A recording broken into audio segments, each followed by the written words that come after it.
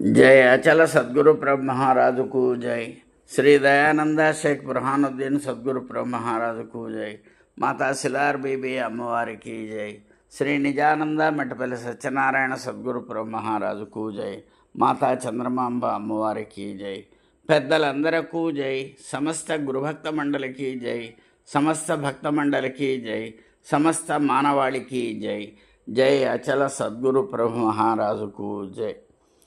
ఈరోజు భజగోవిందం శ్లోకాల్లోని భజగోవిందం శ్లోకాలతో కూడినటువంటి గ్రంథంలోని మొదటి శ్లోకాన్ని గురించి సంక్షిప్తంగా వివరణ ఇస్తాను। ముందు శ్లోకాన్ని చదువుతాను। భజగోవిందం భజగోవిందం గోవిందం భజ మూఢమతే సంప్రాప్తే సన్నిహితే కాలే నహి నహి రక్షతి డుక్రున్ కరణే। ఇది భజగోవిందం శ్లోకాలలోని మొదటి శ్లోకం అన్నమాట। ఒకనాడు శంకరాచార్యుల వారు కాశీపట్టణములో వీధుల గుండా ప్రయాణం చేస్తూ గంగా ఘాటుకు ప్రయాణం చేస్తూ ఉన్నారు। ఆ సమయంలో ఒక వృద్ధ పండితుడు, సుమారు 85 సంవత్సరాలున్న వృద్ధ పండితుడు డుక్రున్కరణే అనేటటువంటి సంస్కృత వ్యాకరణ సూత్రాన్ని వల్లెవేస్తూ ఉండటం గమనించి ఆ వృద్ధ పండితుడి మీద శంకరాచార్యుల వారికి జాలి కలిగింది, దయ కలిగింది, అట్లానే జాలితో కూడినటువంటి కోపం కూడా వచ్చింది। ఏందని, ఎందుకని అంటే, నువ్వు 85 ఏళ్ళు అయినాయి, ఇంకా కొద్ది రోజుల్లోనే కూడా నీవు మరణం ఆసన్నమయ్యే సమయం దగ్గరకు వచ్చింది। అయినా కానీ మరణము ఆసన్నమైన సమయంలో, మరణకాలంలో నీకు ఉపయోగపడేటటువంటి భగవద్భక్తిని గురించి తెలుసుకోకుండా లౌకిక వ్యాకరణాల గురించే ఆలోచన చేస్తూ ఉంటే, అందుకని ఆ వృద్ధ పండితుడి మీద శంకరాచార్యుల వారికి ఒక రకమైనటువంటి దయ కలిగి వారి నిమిత్తంగా చేసుకొని మనందరికీ ఉపయోగపడేటట్లుగా ఈ భజగోవిందం శ్లోకాలు వచ్చినాయి। ఈ భజగోవిందం శ్లోకాలలో మొత్తం 31 శ్లోకాలు ఉంటాయి। మొదట భజగోవిందం అనేటటువంటిది పల్లవి శ్లోకం అనుకుంటే, దీని తర్వాత ఒక 12 శ్లోకాలు శంకరాచార్యుల వారు చెప్పారనమాట। ఆసువుగా అతని యొక్క స్థితి చూసి అతని మీద కోపం వచ్చి ఒక రకమైనటువంటి జాలి కలిగి 12 శ్లోకాలు చెప్పడం అనేటటువంటి జరిగింది। దాన్ని ద్వాదశ మంజరీక స్తోత్రము అంటారు। శంకరాచార్యుల వారి వెంట ఉన్నటువంటి 14 మంది శిష్యులు కూడా 14 శ్లోకాలు చెప్పారు। వాటిని చతుర్దశ మంజరీక స్తోత్రము అంటారు। మంజరీకము అంటే పుష్పగుచ్చము అంటే, ద్వాదశ మంజరీక స్తోత్రము అంటే ఏంటి అంటే, ఒక 12 రకాల పుష్పాలు ఒక పుష్పగుచ్చంలాగా ఉంచి వాటిని ప్రపంచానికి బహుమానంగా ఇవ్వటం। లేకపోతే చతుర్దశ మంజరీక స్తోత్రము అంటే 14 రకాలైనటువంటి పుష్పాలతో కూడిన పుష్పగుచ్చాన్ని ఉంచటం। ఈ రకంగా ద్వాదశ మంజరీక స్తోత్రము, చతుర్దశ మంజరీక స్తోత్రము అయ్యాక శిష్యులు 14 మంది 14 శ్లోకాలు చెప్పాక శంకరాచార్యుల వారు ఇంకో 4 శ్లోకాలు చెప్పారు। మొత్తం 31 శ్లోకాలతో భజగోవిందం గ్రంథం వెలువడిందన్నమాట। అయితే ఇక్కడ దీన్ని మోహముద్గరము అని కూడా అంటారు। ముద్గరము అంటే సమ్మెటపోటు, లేకపోతే గొడ్డలి పోటు అంటే ఏంటి, మోహము మీద ఇది ముద్గరము అంటే మోహము మీద ఇది ఒక సమ్మెటపోటు। ఏమిటా మోహము?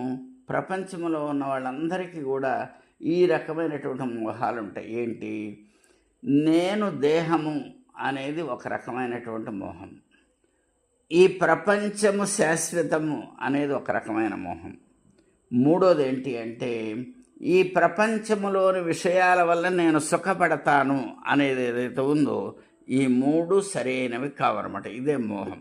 ఈ మోహము మీద గొడ్డలి పోటే లేకపోతే సమ్మెట పోటే ఈ భజగోవిందం శ్లోకాలు।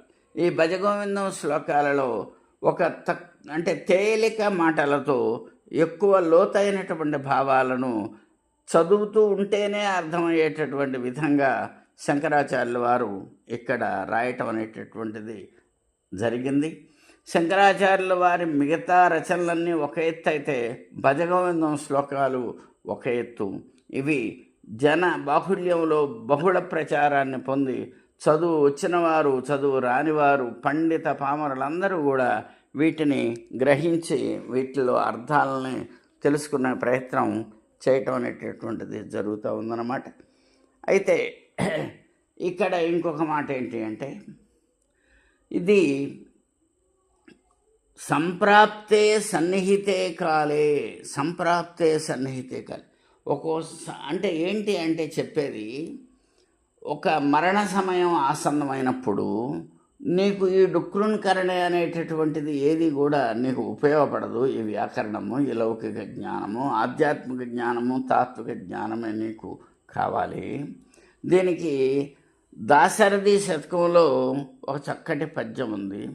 ముప్పున కాలకింకరుల్ ముంగిట నిలిచిన వేళ, రోగముల్ గుప్పరమైన చోకపము కుత్తుక నిండిన వేళ, బంధువులు కప్పిన వేళ, నీ స్మరణ నాటికి కలుగునో కలగదో, నేటికిప్పుడే చేతు నీ స్మరణ దశరథి కరుణాపయోనిధి. అంటే అప్పుడు మరణ సమయంలో నిన్ను ప్రార్థిద్దాములే అని అనుకుంటే మరి భయం అవుతూ ఉంటుంది. మరణం అనేటటువంటిదే భయం. మళ్ళీ నేను మంచం మీద పడుకొని ఉంటేనే కాలకింకరులు యమభటులు నా చుట్టూ తిరుగుతున్నట్టు కొద్దిగా భావన వస్తూ ఉంది.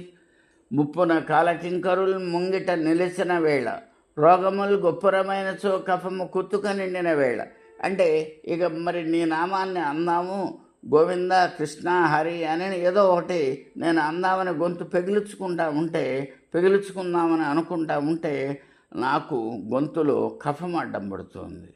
రోగములు గొప్పరమైన చో కఫము కుత్తుక నిండిన వేళ, బంధువులు కమ్మిన వేళ. ఇక బంధువులందరూ వచ్చి బాగున్నావా అని అంటా ఉంటే ఆ జాసలో పడి నీ నామస్మరణ నాటికప్పుడు కుదురునో కుదరదో, నేటికిప్పుడే స్మరింతు నీ నామము దశరథి కరుణాపయోనిధి. ఆఖరిలో ఏమవుతుందో ఏం జరుగుతుందో ఎవరు చెప్పొచ్చారు? ఇప్పుడు నాకు అన్ని అవయవాలు సరిగ్గా ఉన్నాయి, ఆరోగ్యం బాగా ఉంది, ఇప్పుడే నేను నిన్ను ప్రార్థిస్తాను అని కూడా చెప్పడం జరిగిందనమాట. అట్లానే ఒక శివభక్తుడు కూడా ఒక శివుణ్ణి ఇలా ప్రార్థిస్తూ ఉన్నాడనమాట. అతిభీషణ కటుభాషణ యమకింకర పటలి, కృతతాడన పరిపీడన మరణాగమ సమయే మరణం వచ్చేటటువంటి సమయంలో యమభటులు వచ్చి నేను చేసినటువంటి తప్పులకు పాపాలకు గట్టిగా తిడుతూ లేకపోతే కొడుతూ నన్ను కటువైన మాటలు అంటూ నన్ను తీసుకుపోతూ ఉంటారు. స్వామి నువ్వు ఆ సమయంలో వచ్చి నన్ను కాపాడు ఆ యమభటుల నుండి అని ఆయన శివుణ్ణి ప్రార్థిస్తూ ఉంటాడనమాట. అయితే ఇక్కడ చెప్పింది ఏంటి అంటే భజగోవిందం శ్లోకాల్లో జ్ఞానం, ఏ జ్ఞానమైతే నిన్ను కడతేరుస్తుందో, ఏ జ్ఞానం వల్ల అయితే నువ్వు ఈ సంసార సాగరాన్ని దాటగలవో ఆ జ్ఞానము ఈ భజగోవిందం శ్లోకాలలో చక్కగా చెప్పటం అనేటటువంటి జరిగింది. జ్ఞానము కలిగిన వాడికి కలగని వాడికి తేడా ఏంటి అంటే, జ్ఞానము లేనివాడు నువ్వు వేరు నేను వేరు అనుకుంటాడు, జ్ఞానము ఉన్నవాడు నువ్వు నేను ఒకటే అనుకుంటాడు. ప్రహ్లాదుడు చెప్తున్నాడు అన్నమాట ఒక భాగవతంలో. ఏమని చెప్తున్నాడు? ఎల్ల శరీరధారులకును ఇళ్లను చీకటి నూతి లోపలను బడి త్రెళ్ళక, వారు మేమను మతిభ్రమణంబున భిమ్నులై ప్రవర్తిల్లక. అంటే ఇప్పుడు ఏమంటున్నాడు అంటే ఇక్కడ అందరూ కూడా సంసారం అనేటటువంటి ఇల్లు అనేటటువంటి చీకటి బావి, ఆ బావిలో పడి మునిగిపోయి మళ్ళీ అక్కడ ఇక లోన్లోంచి తేలట్లా. అక్కడ లోన ఏది వాళ్ళని కట్టి ఉంచుతూ ఉంది? నువ్వు వేరు నేను వేరు అనే భావన. దాంట్లోంచి వాళ్ళు బయటికి రాలేకపోతున్నారు. అయితే ఈ జ్ఞానం ఏం చేస్తుంది అంటే, నువ్వు వేరు నేను వేరు కాదు, అందరూ ఒకటే, అందరూ పరమాత్మ యొక్క అంశలే అనేటటువంటి జ్ఞానము ఇక్కడ కలుగుతుందన్నమాట. అందుకని ఇక్కడ ఏం చెప్పారు అంటే, జ్ఞానము ద్వారా, జ్ఞానము అంటే ఒక రోగి ఉన్నాడు, రోగికి చత్వారం వచ్చింది, కళ్ళు కనపట్టలేదు. ఒక డాక్టర్ వచ్చి లేకపోతే ఒక వైద్యుడు వచ్చి ఒక అంజనం పెట్టాడు. అంజనం పెట్టంగానే ఏమైంది, ఆయనకి ఆ చత్వారం పోయిందనమాట. అట్లానే జ్ఞానం అనే అంజనం వలన నువ్వు నేను తేడా అనేటటువంటి ఏ వ్యాధి అయితే ఉందో, ఏ అనర్థం అయితే ఉందో, ఏ అపార్థం అయితే ఉందో అందరూ ఒక్కటే అనేటటువంటి అవగాహనకు జ్ఞానం తీసుకొని వస్తుందన్నమాట. సంప్రాప్తే సన్నిహితే కాలే అంటే యమధర్మరాజు తీసుకుని వెళ్ళే సమయంలో ఈ డుక్రునికరణ అనేటటువంటిది ఉపయోగపడదు అని చెప్పడం ఉంది. అయితే ఎన్నో విద్యలు ఉన్నాయి లోకంలో. మరి విద్యలన్నీ కూడా ఉపయోగపడతాయా అంటే కొన్నే ఉపయోగపడతాయి. దానికి భాగవతంలో ప్రహ్లాదుడు చెప్పాడు, చదివించిరి నను గురువులు చదివితే ధర్మార్థమఖుర శాస్త్రముల్ నే చదివినవి పెక్కులు గలవు చదువులలోని మర్మమెల్ల చదివితే తండ్రి నాకు గురువులు ఎన్నో గ్రంథాలు చదివించారు. నేను ఆ గ్రంథాలన్నీ కూడా చదివి వాటిలో ఉండేటటువంటి శాస్త్రం, చదువులలో ఉండేటువంటి సారం అంతా కూడా గ్రహించాను అనే మాట చెప్పడం అనేది జరిగిందనమాట. ఇంకొక చిన్న ఉపమానం. ఒక పండితుడు గంగా నదిని దాటుతూ ఉన్నాడు ఈ దరి నుంచి ఆ దరికి. ఒక బెస్తవాడు పడవ నడుపుతూ ఉన్నాడు. పడవలో కూర్చున్నటువంటి పండితుడు బెస్తవాడితో మాట్లాడుతూ ఉన్నాడు. పడవలో కూర్చున్నటువంటి పండితుడు బెస్తవాడితో ఏమైనా మాట్లాడుతూ ఉన్నాడు. నీకు సంస్కృతం వచ్చా అని అడిగాడు. నాకు రాదండి అన్నాడు. నీ జీవితంలో 1/4 భాగము వృధా అయింది అన్నాడు. నీకు వ్యాకరణం వచ్చా అన్నాడు. రాదండి అన్నాడు. నీ జీవితంలో సగభాగము వృధా అయింది అన్నాడు. మళ్ళీ నీకు మీమాంసా శాస్త్రము వచ్చా అంటే రాదన్నాడు. నీ జీవితంలో 3/4 వంతు 3/4 వంతు వృధా అయిపోయింది, వ్యర్థం అయిపోయింది అన్నాడు. ఇలా జరిగి కొంతకాలం ప్రయాణం చేసిన తర్వాత పడవకు చిల్లిబడింది. నీళ్లు పడవలోకి వస్తూ ఉన్నాయి. పడవ మునిగే కాడికి వచ్చింది. బెస్తవాడు ఆ పండితుడిని అడిగాడు, స్వామి మీకు ఈ ఈత వచ్చా అన్నాడు. రాదండి అన్నాడు. నాకు సంస్కృతము, వ్యాకరణము, మీమాంస రాని కారణంగా 3 భాగాలు 3/4 వంతు జీవితమే వృధా అయిందని మీరు అన్నారు. కానీ ఇప్పుడు ఈత శాస్త్రం రాని కారణంగా, ఈత విద్య రాని కారణంగా మీ జీవితం మొత్తం వృధా అయిపోయింది అని చెప్పి ఆ బెస్తవాడు నదిలో దూకి ఆవల ఒడ్డుకి ఈదుకుంటూ వెళ్ళాడు. ఇక్కడ నదిని దాటడానికి ఈత ఎంత ముఖ్యమో సంసార సాగరాన్ని దాటడానికి జ్ఞానము అంత ముఖ్యము. జ్ఞానము లేనివాడు ఎన్ని ఉన్నప్పటికీ కూడా, ఎన్ని తెలుసుకున్నప్పటికీ కూడా సంసార సాగరాన్ని దాటలేడు. ఆ జ్ఞానానికి ముందు పునాది భక్తి. ఆ భక్తి అంటే భగవన్నామ స్మరణ. ఆ భక్తే జ్ఞానం కింద మారుతుందన్నమాట. ఒక చోట అంటారు, మోక్ష సాధన సామాగ్రియాం భక్తిరేవా గరియసే. అంటే మోక్షం కొరకు చేసేటటువంటి ప్రయత్నాలన్నింటిలో భక్తి శ్రేష్టమైనది. భక్తి అంటే ఏంటి? స్వస్వరూపానుసంధానం భక్తిరిత్యభిధీయతే. స్వరూపాన్ని అనుసంధానం చేయటం, ఆత్మజ్ఞానాన్ని తెలుసుకోవటం, తానే ఆత్మని గ్రహించటం, అదే భక్తి, అదే జ్ఞానము. జ్ఞానము భక్తి ఉన్నత స్థితిలో 2 కూడా ఒక్కటే అని చెప్పడం అనేటటువంటిది జరిగిందనమాట. అయితే ఇక్కడ చెప్పింది ఏంటంటే, శంకరాచార్యుల వారు పండితుడు సంస్కృతం చదువుకోవడం తప్పని కాదు. అసలైనటువంటి విద్య, అసలైనటువంటి ఆధ్యాత్మిక విద్య తెలుసుకోకుండా మిగతా ఎన్ని చదవటం వల్ల అంత ప్రయోజనం లేదు అని మాత్రమే ఇక్కడ చెప్పడం జరిగింది. దీనికి కాళహస్తీశ్వర శతకంలో ఒక పద్యం ఉంది. ఏ వేదంబు పఠించే లూత అంటే సాలెపురుగు ఏ వేదాలు చదువుకుంది? భుజగంబే శాస్త్రములు చూచే. భుజగం అంటే సర్పం ఏ శాస్త్రం చూసింది? ఏ విద్యాభ్యసనం మొనర్చే కరి అంటే ఏనుగు ఏ విద్యలో అభ్యసించింది? కానీ ఈ ముగ్గురు కూడా మోక్షం పొందారే. చదువురాని ఇక్కడ సాలెపురుగు, సర్పము, ఏనుగు అంటే వాటికి ఏముంది? భగవంతుడి యందు భక్తి తప్ప ఇంకేమీ లేదు, చదువు లేదు, అయినా కూడా అవి మోక్షాన్ని పొందినాయి.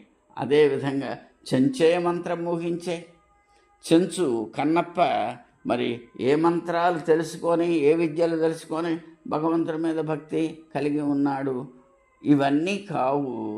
ఏంటి అంటే నీ పాద సంసేవాసక్తియ భక్తి కాక, నీ పాదముల మీద ఏదైతే ప్రేమ భక్తి కలిగి ఉండటం ఏదైతే ఉందో, మీ పాద సంసేవాసక్తియే కాక జంతు తతికిన్ శ్రీకాళహస్తీశ్వర, ఈ యొక్క మానవులు ఎవరైతే ఉన్నారో వాళ్ళందరికీ కూడా మీ పాదాల ఆశ్రయించడమే వారికి చాలా ముఖ్యము.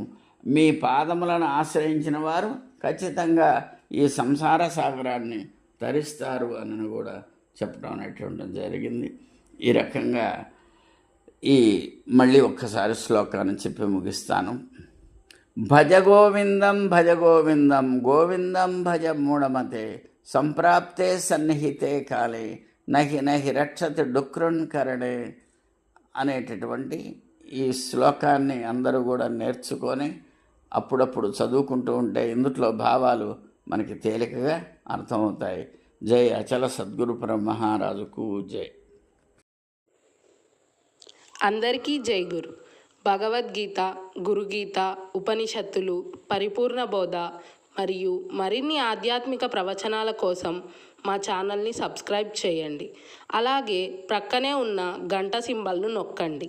అలాగే ఈ వీడియో మీకు నచ్చితే లైక్ చేయండి మరియు షేర్ చేయండి.